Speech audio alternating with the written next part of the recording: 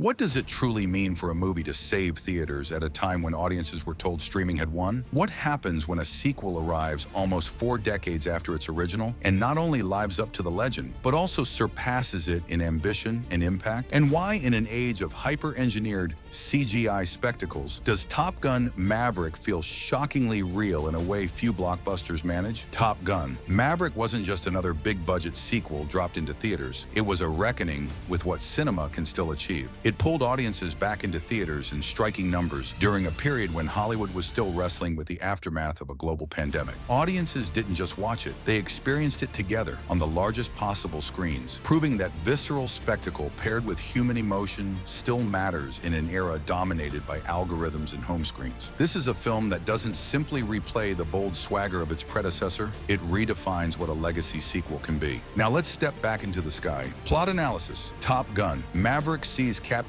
Pete Maverick Mitchell, now a veteran naval aviator who spent more than 30 years defying promotions to stay airborne, pulled back into service as an instructor for a new generation of elite pilots. He must prepare them for a perilous, near-impossible mission deep into hostile territory. At the same time, Maverick must confront ghosts from his own past, including his unresolved connection to Goose's son, Bradley Rooster Bradshaw, a young pilot who carries both skill and resentment. What unfolds isn't just a high-stakes military-style mission, it's a personal reckoning with legacy, duty, and forgiveness as Maverick teaches others to fly while learning to face his own fears. Background and context. To understand Top Gun, Maverick's meaning, we have to look back to Top Gun, 1986. The original was more than an action film. It was a cultural force, capturing the Reagan-era fusion of rock and roll swagger, military glamour, and macho cool. It turned Tom Cruise into a global star, and for many defined what blockbuster spectacle could feel like in the analog age. A sequel was talked about for years. Rumors, screenplay drafts, and creative starts stalled and restarted over more than a decade, in part because Tom Cruise and producers were fiercely committed to doing more than just cashing in on nostalgia. When the sequel finally moved forward, it was with an emphasis on doing things the hard way. Real pilots,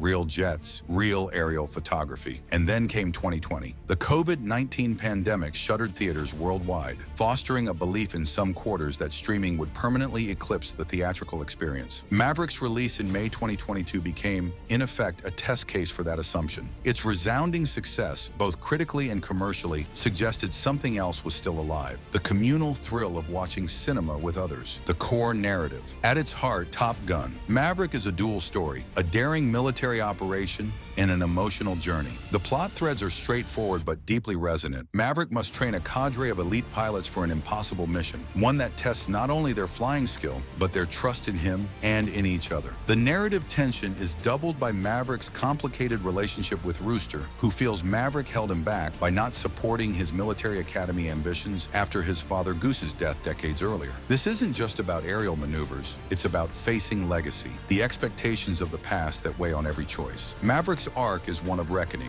from an infinitely confident rebel to someone who must impart wisdom while learning humility. The mission forces him to balance individual bravado with team cohesion, pushing the film beyond mere dogfight thrills into psychological and emotional territory. Why it's a modern masterpiece. There are several key reasons Top Gun Maverick resonates, and not merely as an action spectacle. Number one, the realism factor. This film didn't pretend to showcase real flying, it did real flying. Actors were placed in the cockpit of actual FA-18 Super Hornets, enduring authentic G-forces, operating camera rigs, and experiencing true physical strain. This wasn't cinematic shorthand. It was an attempt to capture the texture of reality on film, a tactic that pays dividends in immersion and authenticity. By shooting with IMAX-certified cameras inside real jets and training actors for months to handle intense aeronautical conditions, the production elevated the visceral feel of flight in ways few films ever attempt. These sequences don't merely look thrilling, they feel like you're inside the action with them. Number two, a legacy sequel done right. Too many long-delayed sequels lean heavily on nostalgia without delivering meaningful growth. Maverick avoids this pitfall. It respects the original film's legacy while building its own emotional stakes. The tension between Maverick and Rooster, rooted in shared trauma and unresolved grief, gives the story a thematic weight absent from many contemporary blockbusters. And then there's Iceman, now Admiral Tom Kazansky, whose quiet presence grounds the film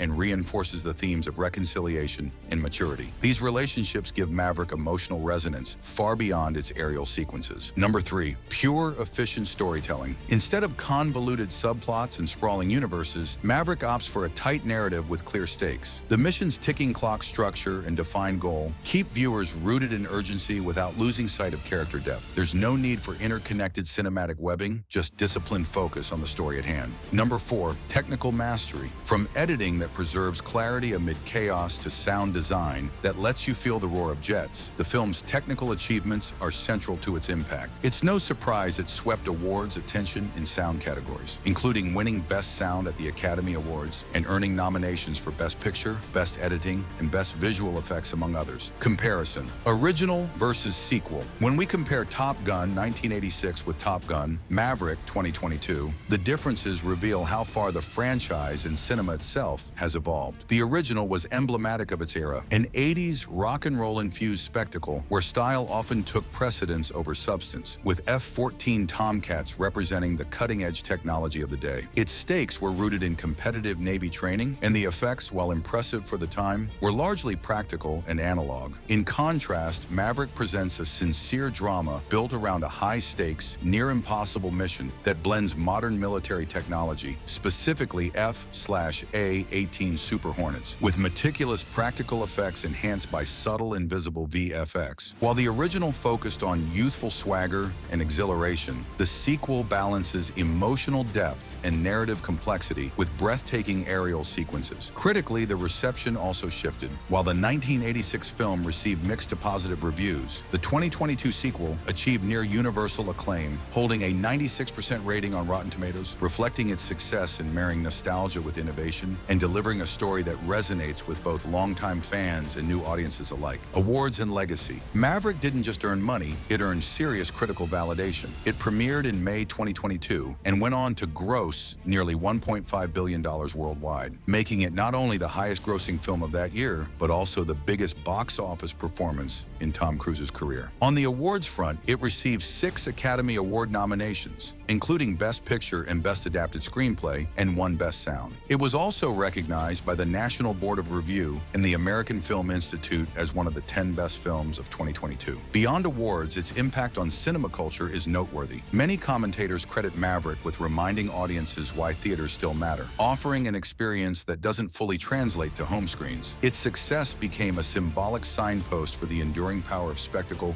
done right. If Top Gun Maverick truly helped theaters, bringing audiences back when many had lost faith in the big screen experience, then it says something fundamental about the future of cinema. It suggests that when a film dares to combine soulful storytelling with real thrills, people will still choose the magic of shared moviegoing over the convenience of streaming. It proves there's still room for films that challenge us, transport us, and remind us what makes cinema unforgettable. So the real question isn't just, did Maverick revive theaters? It's, are audiences still hungry for genuine cinematic experiences? And what will studios do with that trust now? Share your thoughts in the comments below. Do you think Maverick reset the bar for modern blockbusters? Or is its success an anomaly? And what does its legacy mean for the future of filmmaking? Like, share, and subscribe for more in-depth cinematic analysis.